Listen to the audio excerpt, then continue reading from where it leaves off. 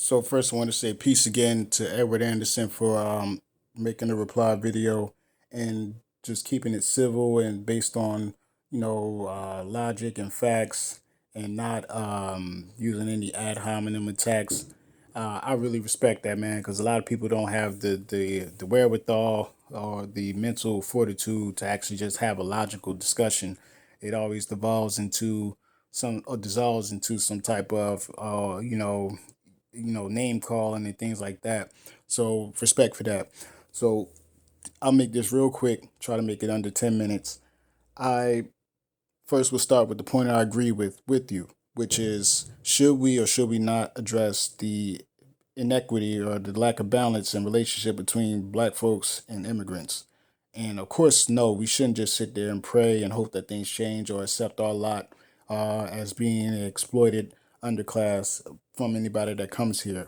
Of course not. Of course, we should audit, like you said, and change any relationship that's not mutually beneficial for us. With that said, that's a microcosm of a macrocosm. What do I mean? The United States sets the standard, sets the program that everybody else follows into, and everybody knows the hierarchy, which is white folks on top, Asians now second.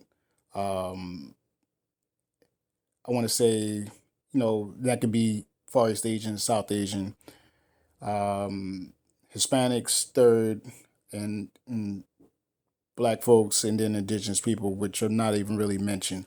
So everybody knows the pecking order, and everybody comes here and aspires to that whiteness that immigrants come here to especially do, even some of the African ones. So I'm not making any excuses for that behavior. Of course, we should check it and address it and change it. But this is the relationship that the United States has created.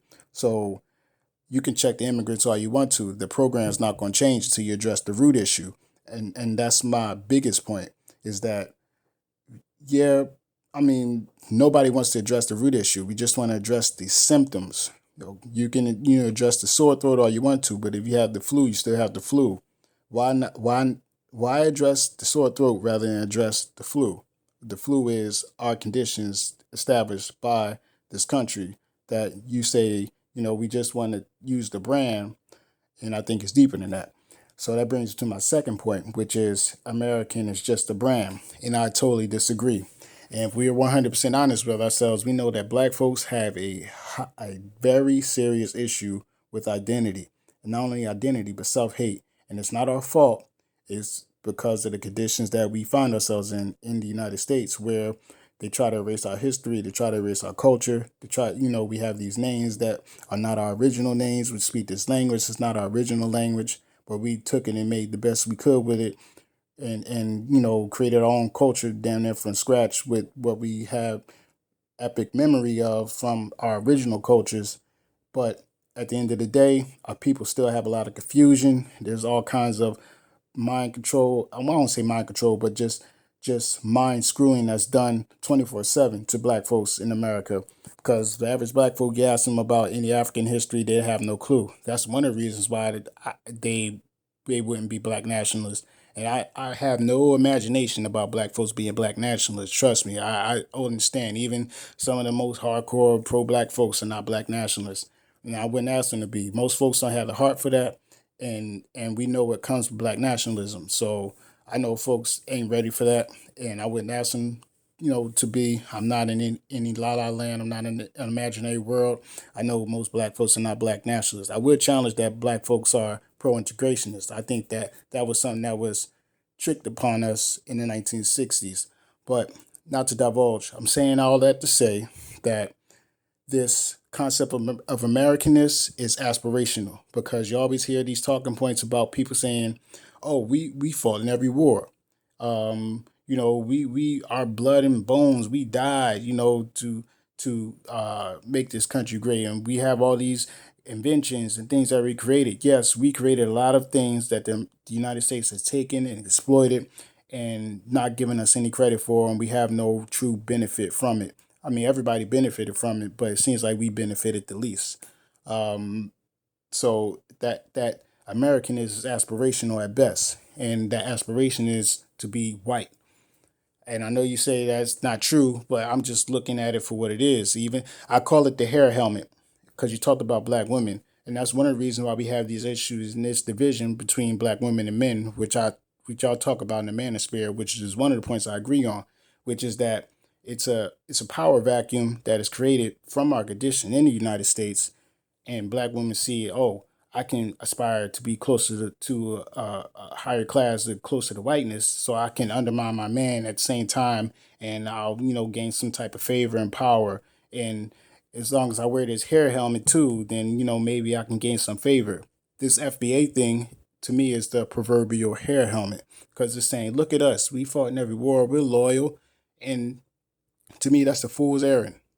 To be bragging about fighting in the Revolutionary War when these people were pro-enslavers and genociders and child molesters is insane. And if anybody does any history, which I know you say y'all know a lot of history, then you would know that more black folks defected and fought with the British than fought with the Continental U.S. Army. So that's insanity. It's insanity to brag about fighting in the 1812 war when we know that black folks helped fight against the United States with the British, and a lot of them defected who are would be FBA, or if you have it not your way, but a lot of other people's way, they defected to places like Nova Scotia, to places like Trinidad, even to modern day Sierra Leone. So I'm saying all that to say that this trying to prove your Americanness is weak to me. It's another form of aspirational trying to be aspirational whiteness, and trying to prove your Americanness, which we if you proving your loyalty to somebody that is constantly undermining you, that's a form of insanity to me. It's almost like a battered wife syndrome. And I hate to use that term, but that's what a lot of this FBA stuff is to me. Is let's demean the smallest population of immigrants. Not even talking about the Asian ones. Not even talking about the Hispanics. Let's talk about the Africans and the Caribbeans and the Black Caribbeans. That's we are not the same. We're different people. We already know that, but at the same time, it's like, what do we gain from this infighting? That's why I keep saying this is this infighting is not conducive to any type of favor for us. And I'm not talking about favor with any of people. I'm talking about just growth, strength, and forward goingness for us.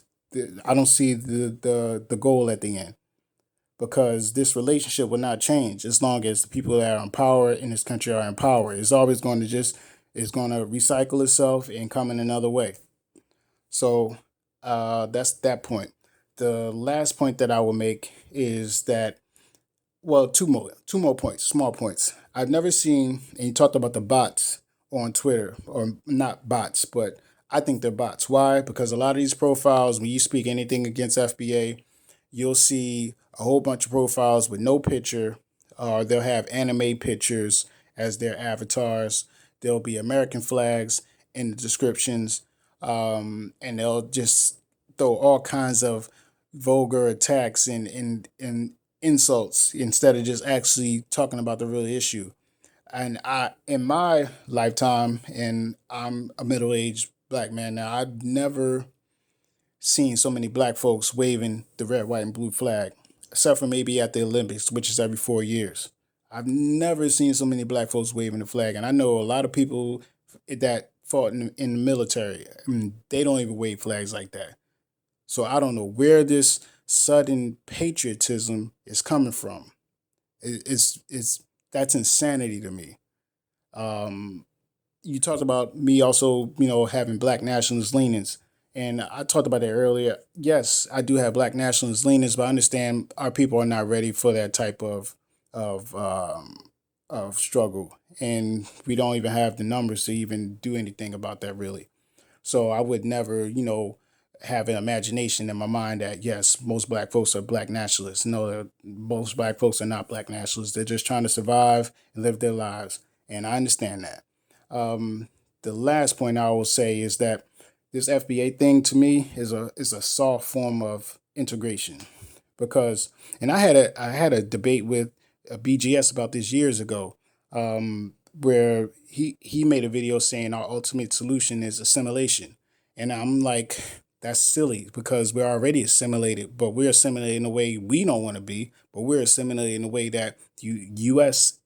the United States wants us to be, and that's never going to be to our benefit. It's always going to be to our detriment because we have to demean ourselves, we have to undermine ourselves, we have to mutate ourselves into something that we could never be, which is always going to be insanity for us and beneficial for everybody else. I is another microcosm of macrocosm is you look at some place like DRC, Democratic Republic of Congo. As long as that country is in shambles and there's infighting, there can be all types of militia, all types of G, um, non-governmental entities that could come there and extract the resources. It's the same thing with the black community. As long as we have few communities, all this infighting and lack of firm identity and orientation culturally, politically, socially, our natural resources, which is our brilliant and our most gifted physically, mentally, spiritually, can be extracted out of the community, and our people can be targeted for mass imprisonment. Our people can be targeted for any type of exploitation that this evil, or I don't want to say evil, but this current empire has always had us placed in, can be easily target. We can be easily exploited as long as we are in disarray and confused about our identity. So yeah, man, I'll just leave it at that. I really don't think that this FBA thing is beneficial for us at all. So the last points that I want to bring up that I forgot to bring up earlier is this confusion that the FBA has created, because you say they haven't created confusion, but I think they have. And the main confusion that I think has been created is this issue of identity. When you look at the different fractions popping up now, where you have people saying, "Oh, we're not African, we're Aboriginal, or we're freedmen, or we are we, we're not from Africa. There's no proof of the slave trade." These things are complete insanity. And I know you don't, say you don't agree with that, but there's a lot of people pushing that story now, and that's complete insanity. And if you ask the average black person, and I don't care about other people, but you ask the average American about African history, they have no clue, or black history, they have no clue. You ask the average black person, they have no clue about black history and African history.